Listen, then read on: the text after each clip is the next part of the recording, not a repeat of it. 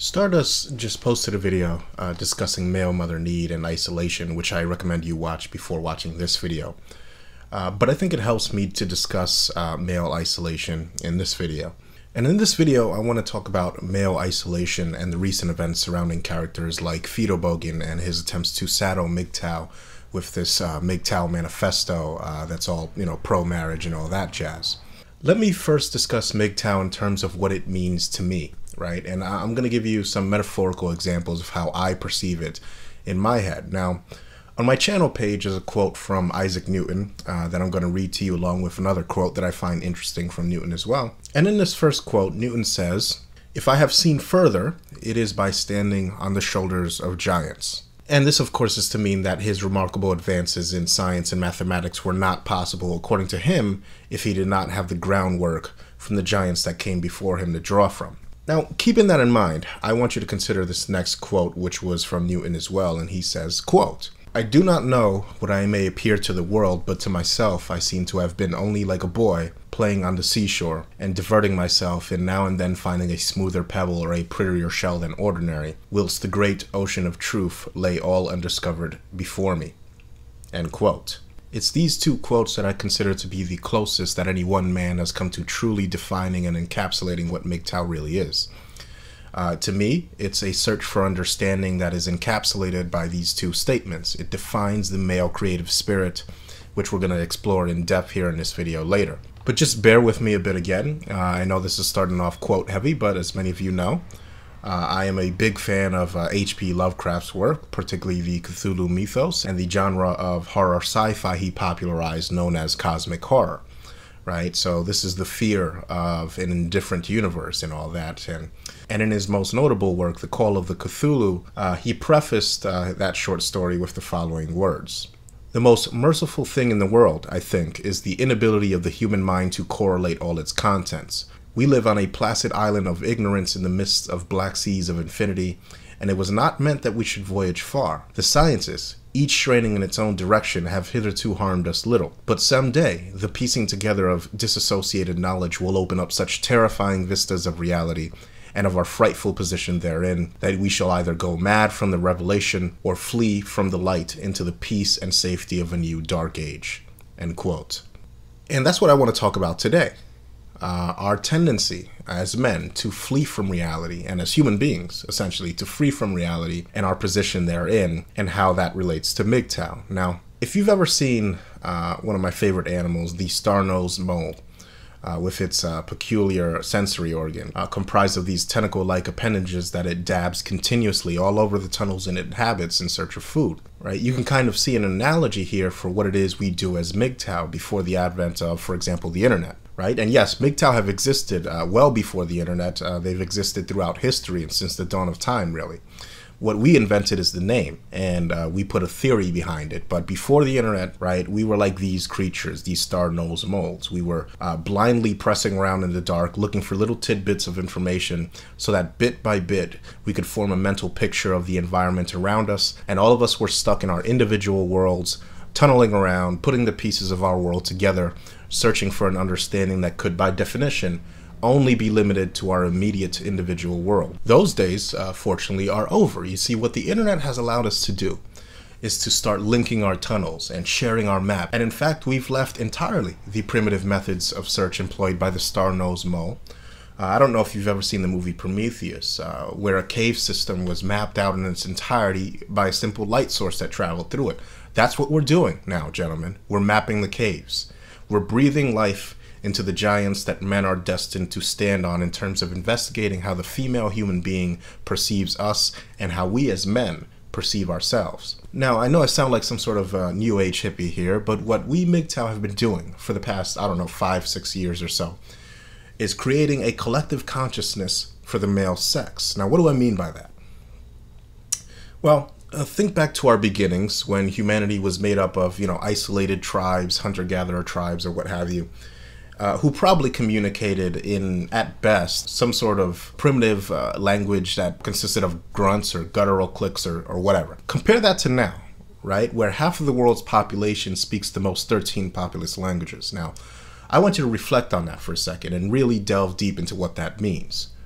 What does it mean when billions of people, billions of members of our species that make up the total human biomass in existence are all communicating in relational language blocks that are highly translatable in our modern age. We think of the computer age and the power and the intellectual property it has afforded us, and it's easy to forget our first computer, that is, the development of written language. The development of written language heralded the first modern age of the human ape, and it did so because for the first time, we had a chance to deposit our individual thoughts into a human repository, right? A collective consciousness of the human species. For the first time, thoughts could be written down and transported thousands of miles away and read by people that would never meet the original person who wrote down those thoughts originally. So written language essentially was the first ever data bank for human thought, the first ever method by which we stored our knowledge outside of the oral tradition. And this is why censorship is one of the most anti-human things one can engage in, because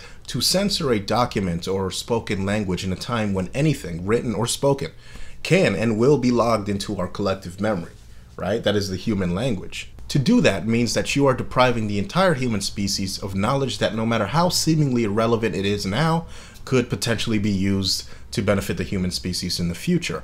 And so the past few thousand years of written human language has allowed us to store our thoughts so efficiently on papyrus and then parchment and then paper that we have drawn upon this repository of written human thought to successfully create another layer of human thought preservation, that is the internet, right? So with this technology, we have made the transmission of human thought unbound by the time it takes to deliver a book or a written document from one person to another. And we've also exponentially increased our ability to make, copies of these documents. And we've also made the sharing of our thoughts instantaneous, so that the thoughts that I'm having when I'm writing this video right now, the same thoughts that would have been shared with only those peoples that I could actually speak to in person before the advent of written language.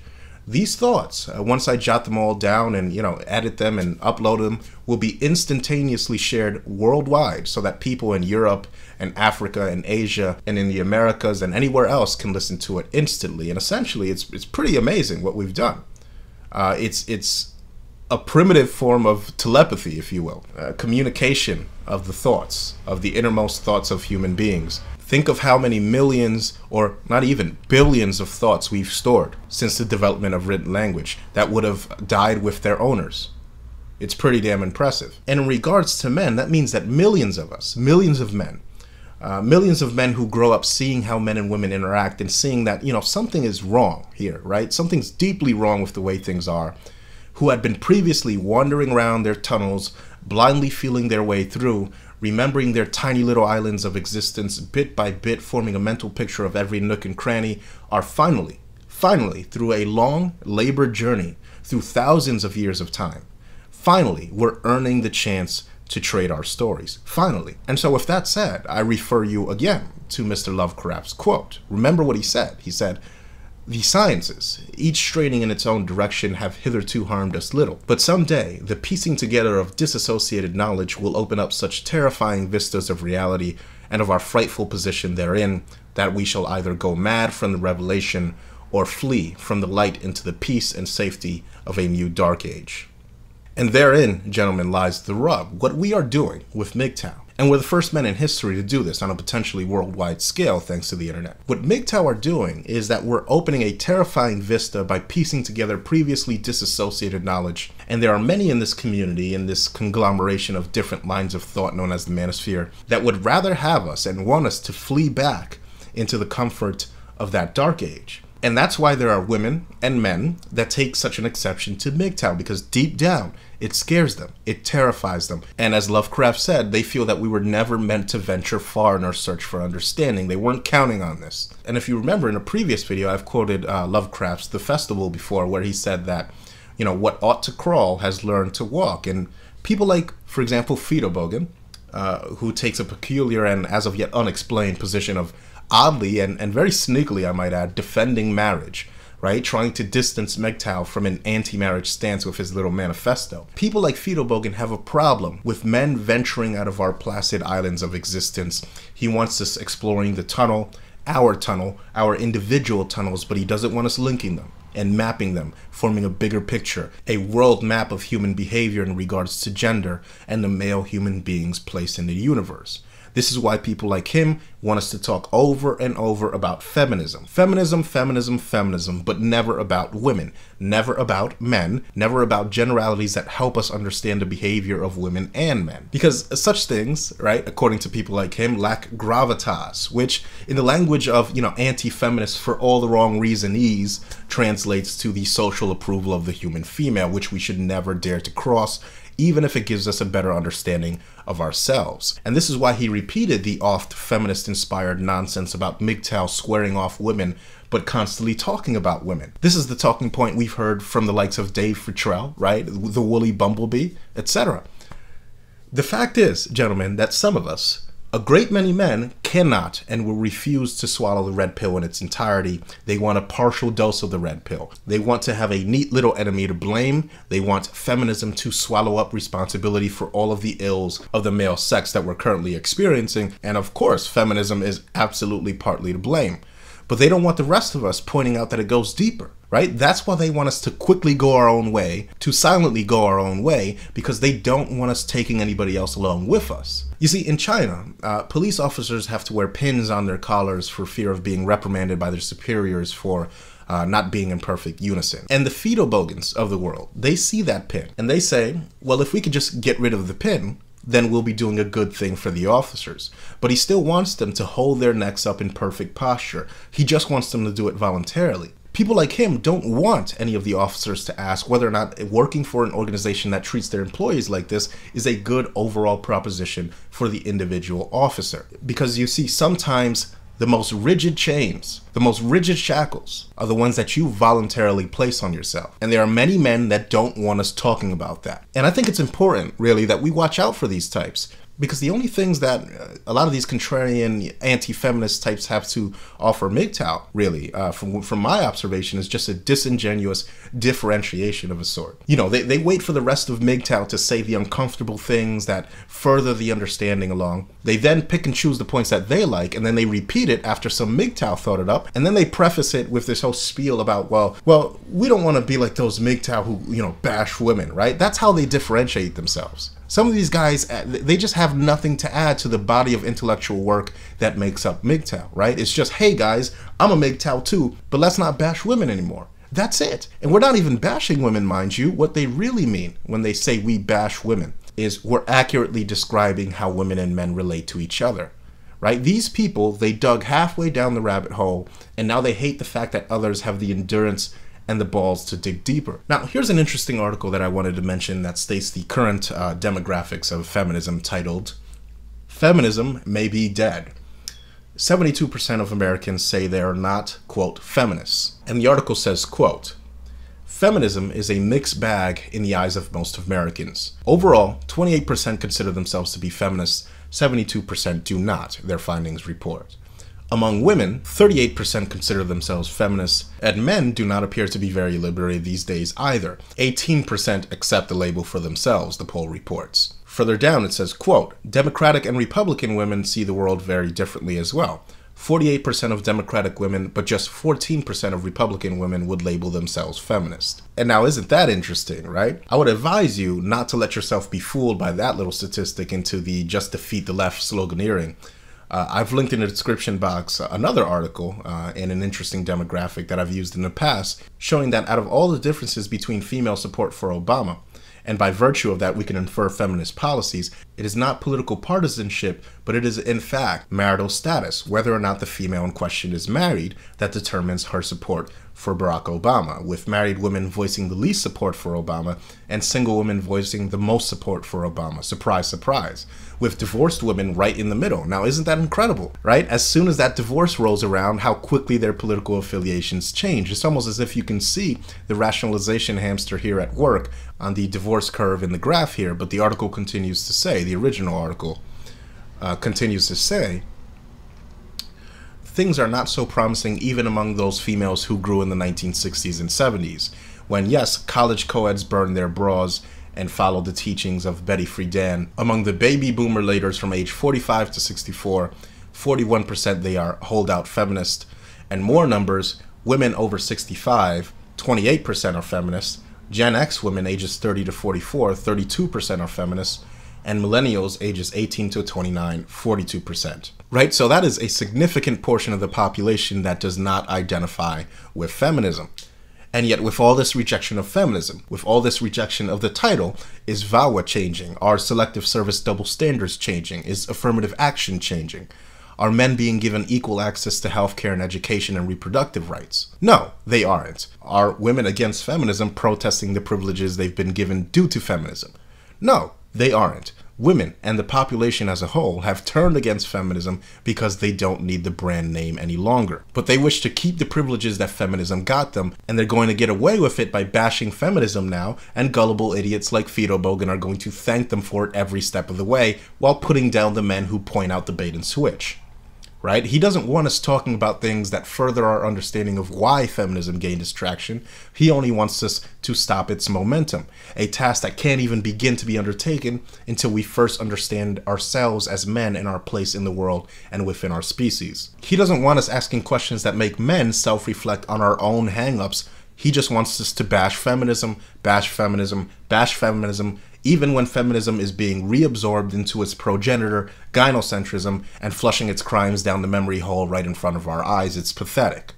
And meanwhile, right, these gynocentrists don't want us to say anything that analyzes women in an unflattering way, or that question our portion as men of the responsibility we share for the last few decades of feminism, and that is our propensity, our natural hardwired propensity, to give women whatever they demand whenever they demand it, at the expense of ourselves. Now, I'll give you an example of the type of thought that these people want to inhibit. The other day, I was looking at portraits of pinup dolls online, right?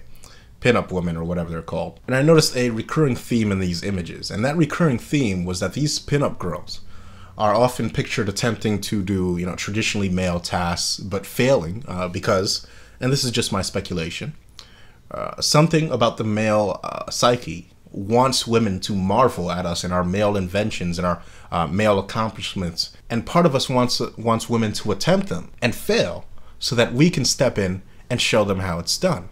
Now, whether or not you agree with that statement is irrelevant, because this is the type of thought crime that strict anti-feminist zealots consider heretical, and that too many supposed pro-male entities vilify in the manosphere at a time when generalizing women and men is exactly what we should be doing. Criminology, for example, makes generalizations about men and women all the time. You see, if a married person is found murdered, the default stance in criminology is to put the spouse on the suspect list immediately, because there's a statistically significant chance that the spouse did it. Of course, making this generalization paints millions of married folks with an unfairly broad brush, but that unfair generalization takes a back seat when lives are at risk and a potential murderer has to be caught. These generalizations have to be made because a life could be at stake, but women and the white knights of the world don't like those same generalizations thrown at them because they perceive the stakes of suspending belief enough so that you can believe the generalization to not exist is minor, when in fact it's not. They believe we can afford to pretend away the generalizations that MGTOW try to educate men about with women, even though the World Health Organization just put out a comprehensive report on suicide statistics where they said, and I quote, "The global suicide rate was estimated at 11.4 per 100,000, with men almost twice as likely as women to take their own lives, rising to as many as 3 times more male victims than females in some richer countries." Now, it doesn't take a suicide epidemiologist to understand why suicide spikes in richer countries for men. I'm going to go ahead and make the assumption that it has something to do with the increased rate of suicide after divorce, which is, of course, most prevalent, most profitable, and most criminal, and most anti-male in rich, developed Western nations. But you see, Fido Bogan doesn't want us to talk about that because the original founders of MGTOW didn't put in their manifesto anything about being anti-marriage. So just ignore that. Ignore the increased rates of male suicide. Stop doing things like telling men that perhaps they should avoid marriage, right? It's all feminism. It's not women who are divorcing of their own free will. It's just feminism. Go back to sleep, gentlemen. Everything's under control. Blah, blah, blah. Women love you. They've just been manipulated. Go back to sleep. Now, can I ask, what exactly is defeating feminism going to do for the boy crisis in the education system? Is anybody talking about feminism in kindergarten and very early education? I mean, feminism absolutely plays a role in education. Nobody's denying that. But in early education, it's here that one of the core examinations of the differences between male and female human beings must take place. This is one of the areas, early education, where the learning styles of boys and girls start to rapidly differentiate, and where boys could benefit greatly from gender-segregated schools designed to capitalize on how boys and the men they eventually become are different than girls. And since, again, you can't do that without generalizing both boys and girls, I suppose we shouldn't do it, because it'll hurt women's feelings, right? Oh dear, it might alienate femmes if we say that. A cursory Google search of boys in crisis will reveal to you article after article telling us that boys are trailing behind girls in every available category in education. These articles are everywhere, but the reasons given as an explanation are severely lacking, unsurprisingly. Take this 2014 article, and all of this is going to be in the description box, all of the links mentioned, just in case you want to check these out yourselves. But this is a 2014 study involving 1.1 million children, stating that girls are doing better than boys in all subjects, with the biggest differences in language and the smallest differences in math. Right? And the article implies that claims of a boys' crisis in education are unfounded because girls have been getting better grades consistently for the past few decades. And I believe they said for 100 years, if I remember correctly. Now, my opinion is that for decades now, schools have been gravitating towards curricula that are geared more towards the unique ways that girls learn, while dismissing the unique ways that boys learn as behavioral problems that have to be corrected and maligned and even medicated away. And I make the claim that although feminism does share some of the responsibility for this mass forced removal of male teachers from early education, I think the bigger portion of that responsibility lies in a form of gynocentrism, that is the presumption of motherhood, right? In the presumption, the age-old presumption, the presumption predating feminism, that women are somehow better suited to all aspects of child rearing in early age than men are. And this presumption has existed way before feminism and will continue to exist after it. And the fact that we're allowing gynocentrism to stifle the education of boys in early education comes as a direct result of not talking about the inherent differences between the way boys and girls learn, or in other words, not generalizing the male and female sex of our species for the same reason the fetal bogans and white knights don't want MGTOW to be associated with an anti-marriage sentiment because it might hurt women's feelings. And the reason I make this claim is because despite all of the better grades, all of the supposed ways women and girls are surpassing men in the education system and in the workplace, still, and the link to this other article I found is in the description box, it's titled The Reporting Gap on the Patent Gender Gap. It says, still, with all that said, the article shows that only 7.5% of patent holders are women, and only 5.5% of commercialized patents, meaning patents that can actually be used to most likely derive a benefit to society, only 5.5% of commercialized patents are from women. This indicates to me that for all of the grades women achieve above men and boys, when it comes time to enter the workforce and create and innovate and invent, which of course benefit us all, men outstrip women by a huge margin. And this indicates to me that our schooling systems have been gravitating towards things like rote learning, which girls tend to do better at than boys, and even still, men manage to outstrip them in creativity when it actually matters. The article continues by saying, quote, in trying to explain why this is so, the researchers found that only 7% of the gender gap in commercialized patents may be attributed to women's lower probability of having a science or engineering degree. Because women with such degrees are barely more likely to patent than women who lack them. The most significant determinant is women's underrepresentation in patent-intensive fields, the authors say, especially in electrical and mechanical engineering and in patent-intensive jobs, especially development and design. The authors claim that the patenting rate of women with science and engineering degrees is, quote, sufficiently low that increasing women's representation in science and engineering generally would have little effect absent other changes, i.e. social engineering in the education system and STEM fields. So with that said, in a world where any woman has more opportunities than men in Western civilization, given all the federal initiatives and affirmative action designed to encourage women into STEM fields, in a world where any women can freely choose to pursue an electrical engineering degree or any other patent-intensive degree, they either refuse to do so or are barely more likely to produce patents and succeed when they do enter those fields. And this is a valid reason, in my opinion, for exploring the idea of gender-segregated schools, because the question, given this information, that we should ask ourselves is if boys are supposedly languishing behind girls grade-wise, but still managing to produce the results that we need from our scientists and engineers at a much higher rate than girls, then maybe it's the way we educate boys and girls that's flawed. Maybe this genderless one-size-fits-all approach to education actually inhibits the already demonstrably superior ability for boys to innovate and contribute to science. And maybe we should explore the idea of teaching boys away from girls in ways that tend to cultivate their unique way of learning in order to maximize the potential of their possibly innate higher predisposition towards ingenuity and innovation. Or are you, Fetal Bogan, and people like you, of the opinion that boys and girls are some homogenous group of humanity that learn exactly the same way, and if we just did away with feminism, all of these innate differences would just cease to exist? Now, if not, surely you'll agree with me that designing our curricula in early education all the way up to the college level to capitalize on the innate differences between male and female human beings is at least worth exploring, no? Or perhaps not, because, we'd have to generalize the female sex to do so, and we can't have that because then the femmes won't support us. You see, I want to talk about the rotational portion of the Purdue Spatial Visualization Test for science and engineering, and the clear sex differences that arise when men and women are asked to rotate a 3D image in their heads. I want to talk about this article, or this PDF rather, that I found, which pertains to an apparently defunct website called assessingwomeninengineering.com. The information, however, I think is still pertinent, and I'll back this up with a second article after this for those of you who don't find this as an acceptable source. But on page 5 of this PDF here, it cites several studies, and it says, quote, studies such as those by Sorby and Bart and Hissey, Lin, and Bell do show a connection between grades and visual spatial scores. In their 6-year longitudinal study of spatial visualization education, Sorby and Bartmans found that the single most significant predictor of success in the first-year graphics course at Michigan Technological University was the Purdue Spatial Visualization Test, the rotations portion of that test, a test which consistently produced gender differences in their samples. And here's another article, which is also in the description box, and on page 12, it says, in reference to the performance on these rotational tests, it says, it shows the difference in performance on the ROT test when the samples are divided on the basis of sex.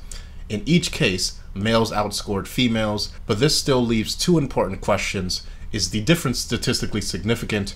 And is the difference large enough to have significant implications for those of us who teach chemistry? It says the first question can be answered by running simple statistical tests, such as a one-tailed t-test, which asks, is the difference between the means of the male and female subpopulations statistically significant? Our results suggested that the difference was statistically significant at the p is less than 0.0005 level in all but the organic chemistry course for biology/pre-med majors, where p is less than 0.01. Furthermore, the differences are not only statistically significant, they are reasonably large. Carter found that roughly 3/4 of the males scored at or above the female mean. And I want to talk about these things not as a means of feeling hatred or contempt for women, but for the purpose of better understanding men and boys. And I don't want to be part of any manosphere that shies away from talking about these things so as to not offend women in the never-ending task to slay some feminist dragon. I'm not going to sacrifice male creativity and male brilliance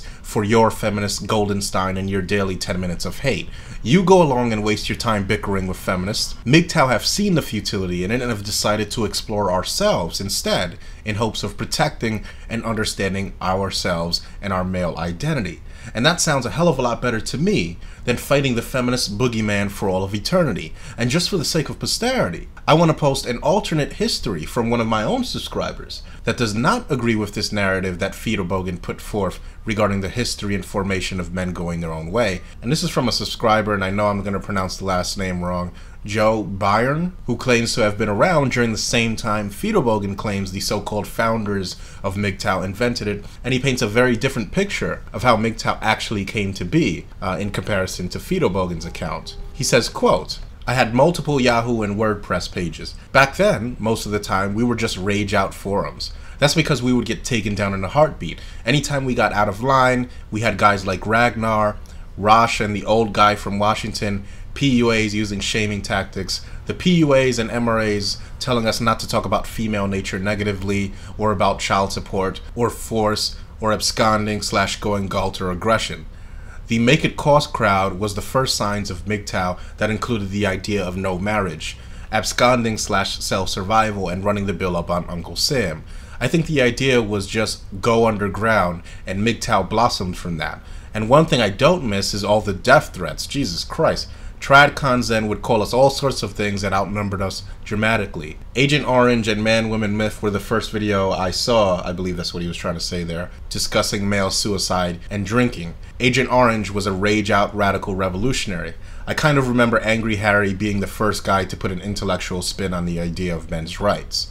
MGTOW took a long time to emerge. Its ideology was not popular with the PUA crowd or the MRM. If you ask me, MGTOW was the aggressive MRA severing from the MRM. I think it was more of a linguistic thing. We all started using a common language to identify ourselves as friend or foe, just so we could talk without interruption. We got sick of being told to calm down and man up and just comment nicely. And I think the claims of how MGTOW started are highly inflated. Well, he's referring to Fiedelbogen's claims here. It was more of a natural movement of like-minded guys. But you know, someone always wants to hijack any movement and say it started here.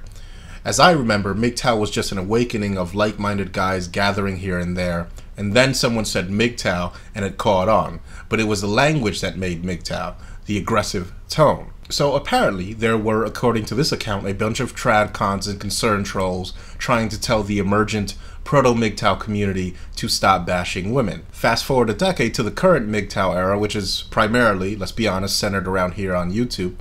And boy, the more things change, the more they stay the same, don't they? Now, let me ask you, am I the only one getting sick of this shit? Am I the only one who wants to form a pushback against these people, anybody, tradcon, MRA, whatever, who insists on telling us how we can and can't behave in order to sound nice and to not have a nasty tone in regards to women? When are men gonna actually start talking about what happens when they bound themselves to women and their sensibilities, and how when they do that, they lose something permanently? They lose their artistic muse, their creativity, their wonder, their sense of adventure that allows us to be the adventurous little boy exploring his world for the sake of exploring, happening upon a pebble that's a bit smoother, that catches our fascination.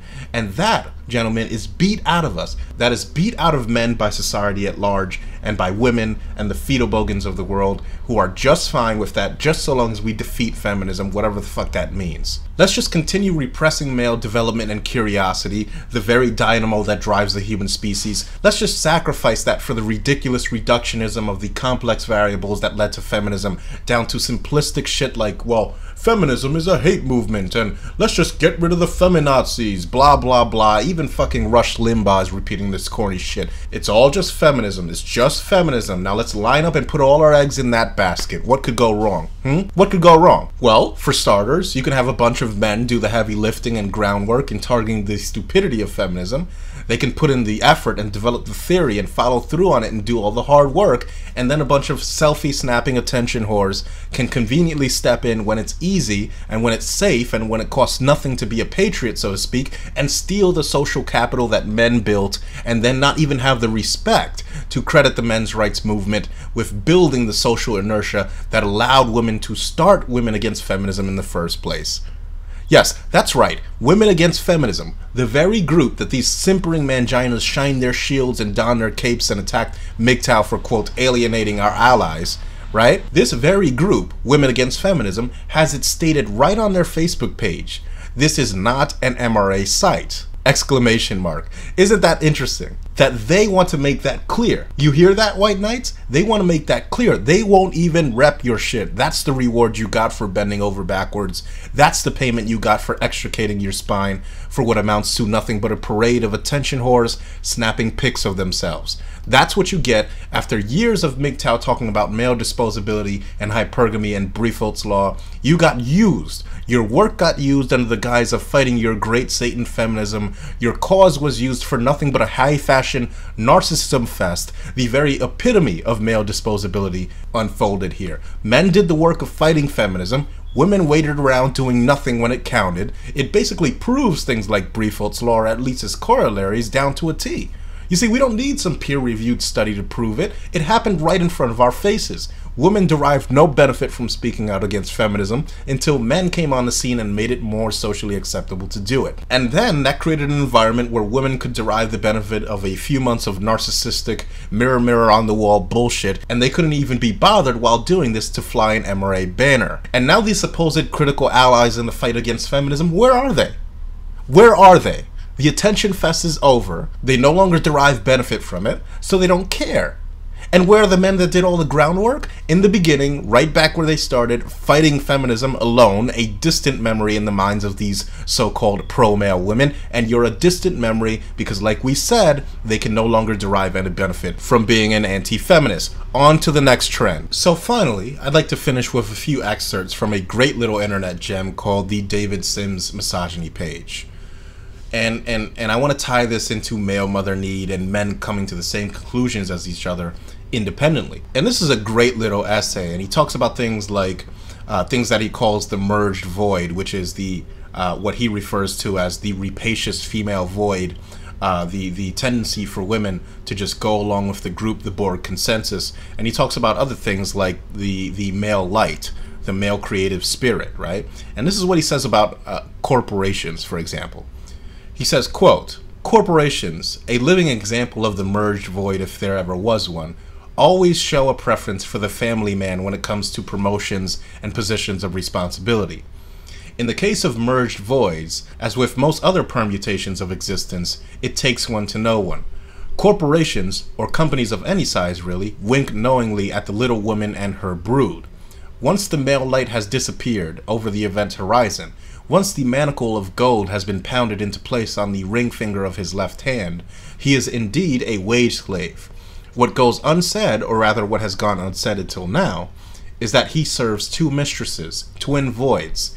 As he labors to make his mortgage payments and pay for groceries and little Axelrod's college fund, the company can rest easy. In laboring to fill the insatiable void need for material possessions at home, his time and his energy and his spirit disappear into the vaginal bottom line of the workplace. Divorce, once badly thought of, has yielded even greater benefits. The employee, with a wife and mistress and later a wife and ex-wife and still later a wife and ex-wife and a mistress, is very much rocking to the beat of the merged void. Assuming he's going to get a little ahead of himself, the bank void steps in with an easy payment schedule. And then he continues on to say, while for Victor Davis, it was a source of great amusement to watch captains of industry and pillars of community, the suit and tie brigade devoured by the emotional female void, their resources, lives, and energy disappearing over the event horizon of merged permanence. The joke, to put it mildly, lost something of its flavor when it came to artists. Would that he could conjure a podium, a venue, and assemble all of the creative male light in one place. Women, he would say, are not muses. Muses are muses. To confuse one with the other is to mistake the devouring void for the seminal light. Earthly women and the muses are ancient sworn enemies, and in this case muses are essentially what entertains the creative male spirit. He says earthly women and the muses are ancient sworn enemies. The battlefield is the creative male. On the one side is the encampment of Discordia, of Diana, of Venus, located in his heart and in his grind. On the other is the bastion of Calliope, of Clio, of Thalia and Urania, in his brain and in his mind. The muses are tolerant and understanding of border raids and skirmishes and harassing maneuvers. Throughout the history of the male light, there have been few painters, few writers, who have not had a she who must be accommodated. For some it was their mothers, for many their wives, their mistresses, their girlfriends, for many it was their daughters, a favorite waitress, a stripper, a whore. To the muses, they are all one. Mother, whore, wife, daughter, stripper, waitress, mistress, girlfriend. He then quotes Oscar Wilde and says, women inspire men to do great works and then distract us from carrying them out. And then he finishes up by saying, it is up to each individual male in whom the creative fire burns, in the words of Pater, as, quote, a hard gem-like flame, to decide whether to maintain that radiance, whether to settle for a wavery, uncertain light, or whether to extinguish it altogether. The individual male decides for himself which side in the ancient battle is the better armed, who gets the best reinforcements, the most effective weapons, whose barricades are solid and well fortified, and whose are makeshift and ramshackle. John Lennon maintained through his house husband years of baking bread and minding the baby that he had, quote, lost his muse. Untruer words were never spoken. He drove his muse from him. The forces within his groin and his heart, armed to the teeth, legion upon legion upon legion, surrounded those forces in his brain and in his mind, and the battle was lost. John Lennon was a triumph for the malignant forces of Discordia, of Diana, of Venus. End quote. And here we have, independent of Barbarossa or Stardust or Razorblade Candy or Spetsnaz or whoever, independent of MGTOW altogether really, we have a man accurately describing this male mother need, the male mother need and its incursion into the creative spirit of the male human being, and the task of every man to essentially go his own way and decide to what degree he's going to allow the female void to crush his creative spirit and his ability to go his own way, the flames of male brilliance. I mean, what an amazing and insightful way to describe male ingenuity as a gem-like flame that burns less intensely the more we allow ourselves to be seduced by the forces of what he calls the rapacious female void. That's all I gotta say for now, gentlemen. To everyone, thanks for listening, and more content coming soon.